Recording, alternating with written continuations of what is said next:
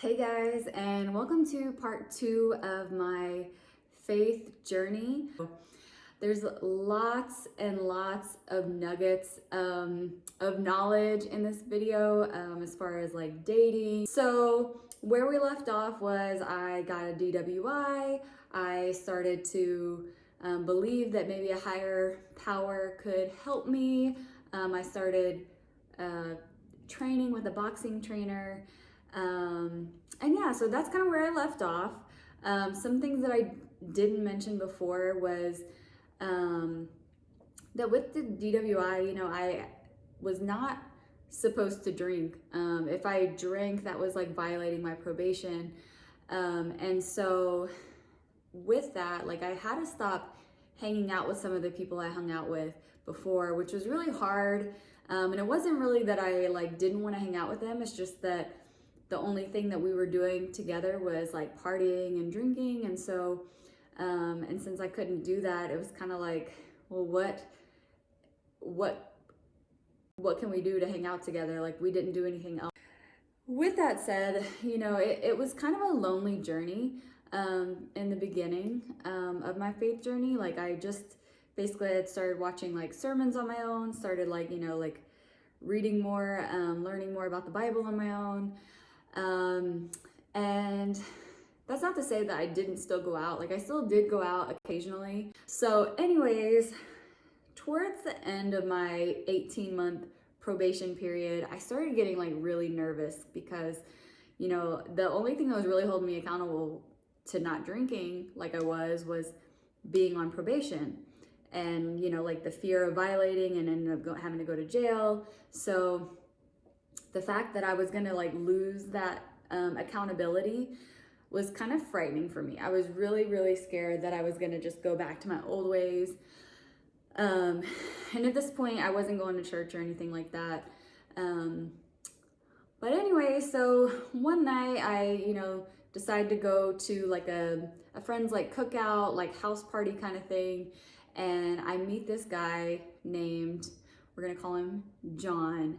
And John was very attractive to me. He was like a different ethnicity, a different culture, and I just found that very attractive. Was just the fact that he was so different, and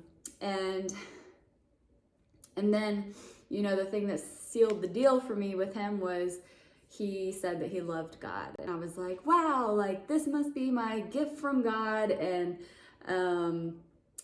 like God just blessed me with this man. And so that's kind of what I'm thinking. And then, like, I guess we hit it off, and I go to hang out with him, like, several times after that.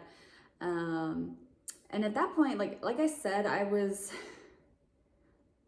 wasn't like in church or anything. I was just like kind of getting I was like a baby Christian. I don't even know if you consider me a Christian yet, because I wasn't really like all about Jesus. I was more about just like a higher power and about God. And even though I was reading the Bible, like I don't know if I fully understood about Jesus at that point.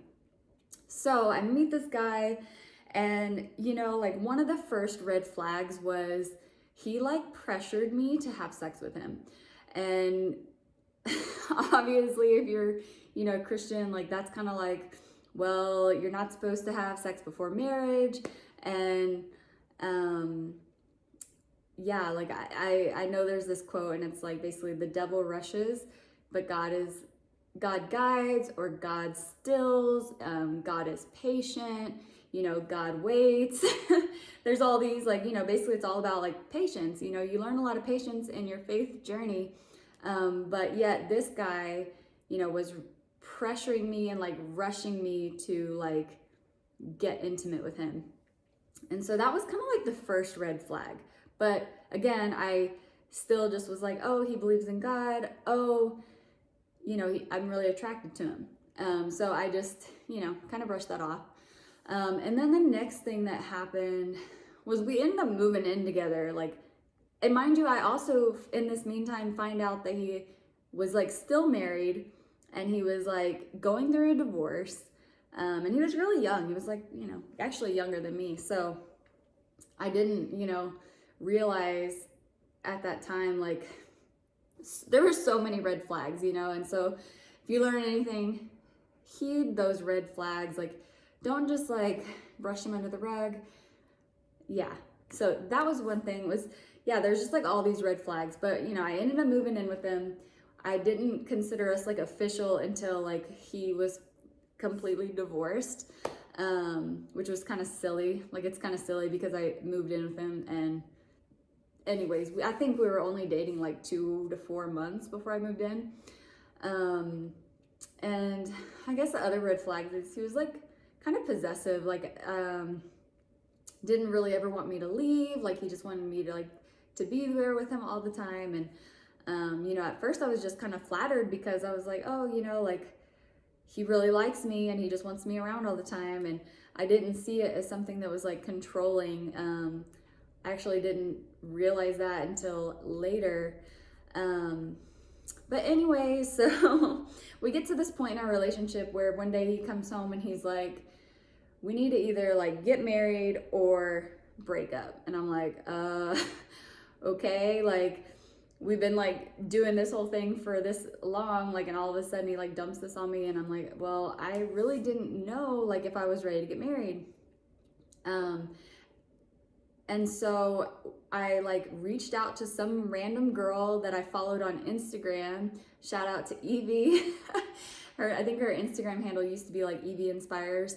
And she basically said that she kind of went through something different, and what she or something similar, and what she recommended me to do was to move out, to gain clarity, and, you know, like, to not have sex, because sex blinds you to who they really are. So basically I moved in with my mom. He moved to his own place, and he was pissed that like I decided to move out and move back in with my mom. Like, he was really pissed about that. But I really needed to, you know, get clarity on what I wanted to do. And so I definitely recommend that you, if you feel that, like, if you're in a relationship and you feel like you need to like move out, like, do it. You know, there's nothing wrong with that. And I definitely thanked myself for it later. So anyways, I moved out, and at this point I was like, okay, now I'm like, I really want to like start joining a church. And so like we were supposed to like join a church together. But for whatever reason, he continued to like, he basically wasn't really trying to go. And so like I went to Watermark, shout out to Watermark. And, you know, the first like sermon I heard, he was just like, kind of like, basically, are you all in or are you out? Like, it was a big church, but he was like, I don't want people here that are like not all in. You know, like, we don't need higher church attendance. We need like people who are like all in for Jesus, all in for God. And so when I heard that, I was just like, I'm all in. And I was like, I'm gonna go to the membership classes. And I pursued the membership, even though like the person I would thought was gonna be going with me didn't. So that's another lesson, is like, don't wait on someone else to like move forward in your spiritual or your faith journey. Like, honestly, at the end of our lives, like, what we do is up to us. Like, our relationship with God is between us and God. It's not between us and or God and another person. It's you and God. So like, take it seriously. So that's what I did. I started pursuing membership. And then I was like praying for like, you know, like wisdom. Like, I was like, God, just like, if this is not meant to be, like, show me. Very next day, he texted me. Like, I'm pretty sure he texted me. I'm not sure if he called me or what he did, but he broke up with me. He broke up with me the very next day after I prayed. And then I wrote it off as coincidence. But then I think we broke up again. And I think that was like, finally, it was like for good. And mind you, he also like proposed to me. We ended up getting engaged. We ended up going to premarital classes. But like, through all that, I was able to start seeing like his true character. And like, honestly, he started to feel like looking very unattractive to me. Like, he was starting to look more like a demon than a person. And I really am not trying to like bash on him, but at that point I was like so new to faith. And for someone who like actually went to seminary like, I feel like he should have like done a better job of like leading me, especially as a new like Christian, you know. But he didn't. He was very selfish. And so it is what it is. I'm not like trying to bash him, and I'm not giving out his name. But anyways, so fast forward to like 2 months later after we break up, let me rewind a little bit. So before we broke up, I again was continuing to see God for guidance, and like I came across this passage in Proverbs, and it was just like, wisdom will save you from the ways of wicked men, men who have left the straight path for, you know, to walk in evil. And it just felt like it was just like God speaking to me like about the guy I was dating. And so that was kind of like where I was like, okay, you know, this isn't right. Like, and I felt it, you know, like I think we all have that intuition, like we know when something's not right. And so I finally followed that, and we finally broke up. And okay, now we can fast forward to like 8 weeks or 2 months later. 2 months later, like I find out that he had been like cheating on me while we were dating, and just like all this stuff. And it still like hurt, even though we were already broken up for like 2 months. But anyways, I guess all that to say that besides the red flags and besides like heeding God's wisdom, like it also was like, in hindsight, you could see that he was actually doing wrong. So God was leading me the right way all along, because I can't imagine marrying someone who was like cheating on me while we were dating. Like imagine once we were married, he'd probably do the same thing. So yeah, so break up with him, and then I go into basically like I'm completely abstinent. I'm like, okay, you know, like no longer having sex before I get married. I'm like, okay, next time that happens, I'm gonna be married. And so I'm all in at Watermark, a non-denominational church here in Dallas, and I, you know, joined a community group. You know, I'm in a group with these like amazing women, and we all, you know, are encouraging each other, and we built some really beautiful friendships, and I'm still friends with all of them now. They were actually my bridesmaids because they walked that journey with me, and yeah, like I wanted them to be there for me, you know. So anyways, when I went to Watermark, you know, like I went on like my first mission trip to Haiti, which was amazing. Like I would never thought that, you know, like someone like me who like almost like hated God in the beginning would be going on a mission trip. And my birthday actually occurred on that mission trip, and I was like, that was my first birthday like that I was sober, which was crazy, but it was so beautiful. I was like, I want more birthdays like this, you know, like being in another country, being sober, serving others. And yeah, so that trip was awesome. And then I also went through this course, like this, it was actually basically a year-long discipleship program called Equip Disciple. And basically they teach you how to like have a personal relationship with God, how to teach others about God, how to like share your story, all these things. Like you know, memorizing scripture. I learned a lot. And then at the end of that class, like I taught the class for a whole year, and led a group of like 6 people, 3 married couples, essentially, through Equip Disciple, which was awesome. And since then, I've also led some clients through it, and even my family. But yeah, Equip Disciples was really awesome and changed my life. And so that was why I was also really passionate about sharing that with other people. And then I want to kind of fast forward because I'm running out of time, but I just wanted to say that like after like breaking up with my ex, like I was still like kind of like looking for love. And when I was finally like ready to start dating again,